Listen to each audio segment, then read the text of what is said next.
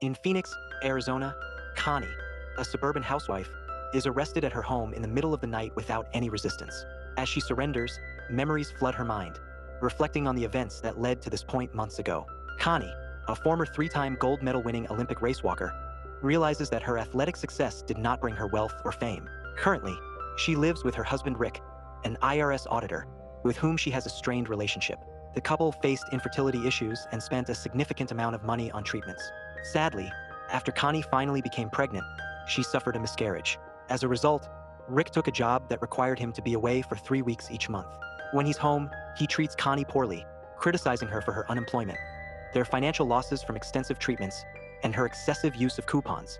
Connie hoards coupons, buying items in bulk and storing them in the nursery, trying to cope with her loss. Rick's frequent absence allowed Connie to befriend her neighbor Jojo, who shares her passion for coupons and runs a YouTube channel about saving tips. Jojo, living with her mother Josie, also struggles to find work due to identity theft. In her free time, she flirts with the mailman Earl and attempts to sell makeup door to door with limited success. During her grocery trips, Connie presents cashier Greg with numerous coupons, causing delays at the checkout, but effectively reducing her final bill from over $100 to $16. Connie's motto is that watching the pennies leads to financial stability. One day, while shelving groceries, Connie becomes upset seeing baby wallpaper and tries to alleviate her depression by eating stale cereal.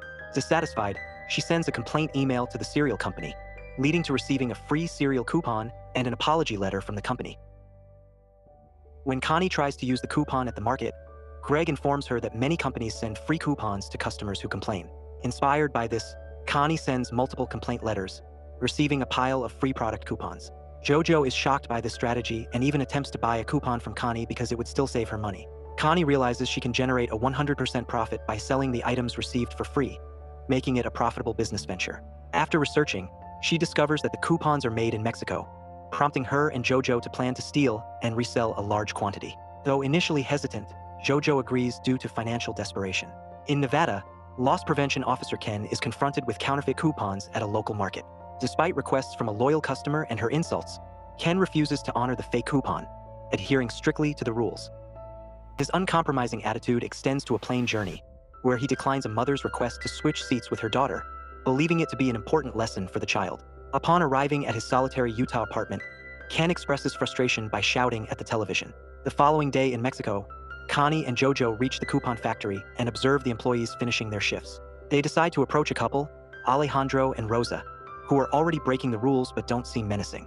Despite initially feeling like they were about to be robbed, Connie and Jojo clarify their intentions and are welcomed into Alejandro's house for a discussion. It emerges that Rosa is pregnant and their salaries are insufficient, so Connie and Jojo offer a scheme where the couple steals coupons for them to resell in the USA, promising to share the profits. Alejandro is hesitant, but Rosa persuades him for the sake of their baby. Forming a plan isn't too challenging. The factory has separate printing and redemption divisions, with each unaware of the other's activities. Alejandro, who works in the printing section, can send extra coupons to Connie and Jojo when their trucks distribute goods across the USA.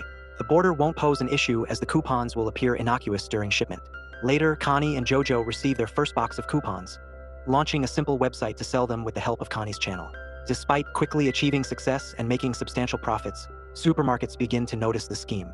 Ken is inundated with complaints from managers about the financial losses, prompting him to conduct a thorough investigation. After 11 days of work, he uncovers a credit card number linked to one of the coupon purchases. Ken visits the customer who used the coupon, discovering the website run by a black woman on YouTube.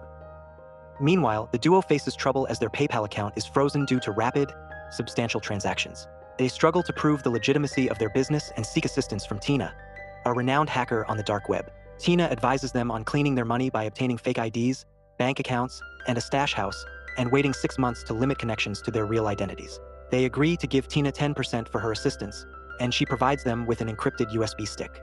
Thanks to Tina's intervention, Ken's efforts to track them online are fruitless. The FBI deems the coupon scam insignificant and assigns the case to Albert, a lower-level employee. Under the guise of Jojo's cosmetics brand and with fabricated IDs from Tina, the coupon scam evolves into a highly profitable venture. 6 months later, the duo prepares to spend their money, but they realize it's considered illicit and needs cleaning. Recalling a story from Rick, Connie suggests investing in expensive items to be resold later, allowing the money from the subsequent sales to appear legitimate. They convince banks to provide the money in cash, creating the impression that it's for hiring employees for their cosmetics business. They embark on an extravagant shopping spree, purchasing sports cars, boats, a private plane, and even guns, before heading to Las Vegas to discuss their future plans. JoJo plans to pay off her mother's mortgage, while Connie intends to pursue fertility treatment once more. Meanwhile, Ken finally receives the anticipated call from the FBI. Albert notifies him about the internet situation, stating an expert has erased the cookie trails.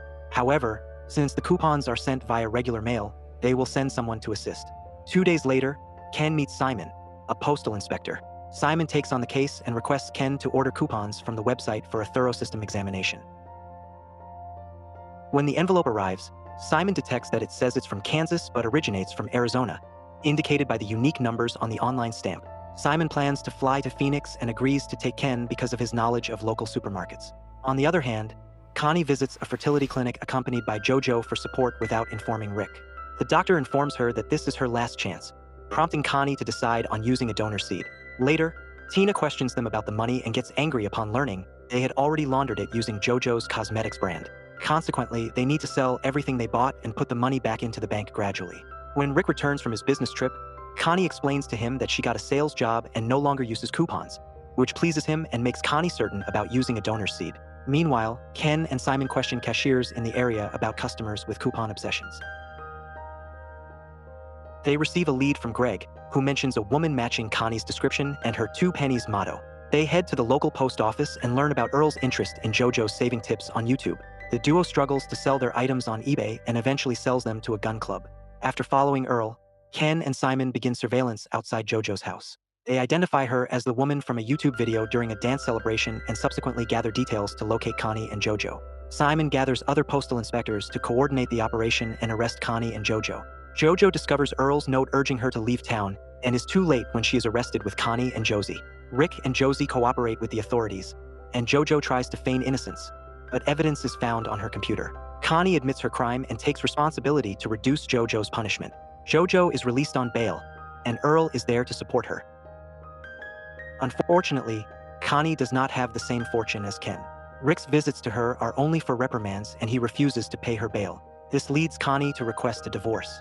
The investigation continues, revealing that Alejandro and Rosa are behind the coupons, but they have already vanished by the time the inspectors make this discovery. As the trail goes cold, the Mexican government does not pursue them.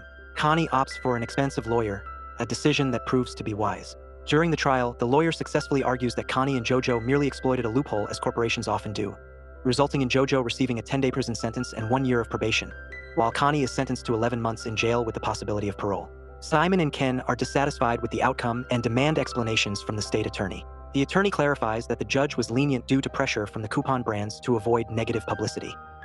These megacorporations, the scam's cost of $80 million is inconsequential. With the case concluded, Simon has to depart, but before leaving, he tells Ken that he is a decent person and he is grateful for their collaboration, while also advising Ken to moderate his attitude. Over time, everyone's lives undergo changes. Ken becomes more amiable, showing leniency towards old clients with counterfeit coupons and summoning the courage to create a profile on a dating app. Connie achieves the divorce she sought, and her fertility treatment turns out to be successful, resulting in her spending her months in jail with a significant pregnant belly. Most of the scam's proceeds are confiscated by the authorities, but they overlook the boxes in the nursery, presuming them to contain only food, allowing JoJo to salvage the boxes, recognizing that Connie has been stashing money in them all along. After coupling with Earl, he and JoJo relocate to Montenegro, a country that does not extradite, to initiate a new scam under a different cosmetics brand, waiting for Connie to join them when she is eventually released so they can resume working together.